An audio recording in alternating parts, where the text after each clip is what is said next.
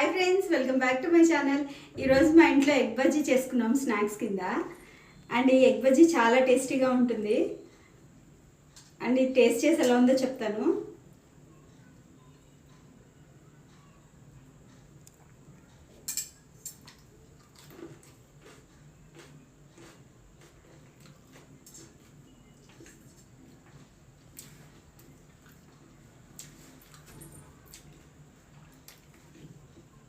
చాలా బాగుంది. ఈ స్టఫింగ్ అయితే సూపర్ ఉంటుంది. నేను చేసే ఎగ్ బజ్జీలో ఈ స్టఫింగ్ స్పెషల్ అనమాట. ఈ స్టఫింగ్ అండ్ ఎగ్ బజ్జీ ఎలా చేసుకోవాలో చూద్దాం. ఎగ్ బజ్జీ చేసుకోవడానికి ముందుగా శనగపిండి తీసుకోవాలి. దీనికి సరిపడా సాల్ట్ వేసుకోవాలి. 1/2 టీ స్పూన్ బేకింగ్ సోడా వేసుకోవాలి. అండ్ దీనికి సరిపడా వాటర్ వేసుకుని గట్టిగా కలుపుకోవాలి. ఇప్పుడు ఎగ్ని శనగపిండి బ్యాటర్లో వేసుకుని ఫ్రై చేసుకోవాలి.